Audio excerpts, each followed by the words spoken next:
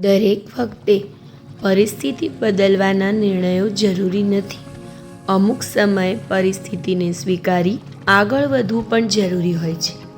વર્તમાન જ અણમોલ છે, માટે હળીમળીને મોજથી જીવી લેજો, કારણ ભૂતકાળ પાછો આવતો નથી અને ભવિષ્યની કોઈને ખબર હોતી નથી. સમય નથી એમ ન કહો, એમ કહો કે મેનેજમેન્ટ નથી, કે સમય તો બધા પાસે 24 કલાકનો જ હોય. યાદ રાખો, દરેક નવી સવાર તમને ફરી કંઈક કરવાની તક આપે છે. સારું વિચારો, સારું બોલો, સારું કરો, કારણ કે બધું તમારી પાસે પાછું આવે છે. જો દુનિયામાં છોડવા જેવું કંઈ હોય તો પોતાને ઊંચા અને બીજાને નીચા દેખાડવાનું છોડી દેવું જોઈએ. પોતાના દરેક અનુભવથી શીખતા રહો, કેમ કે તમારી જિંદગીમાં ફેરફાર તમારા સિવાય બીજું કોઈ નહીં કરી શકે.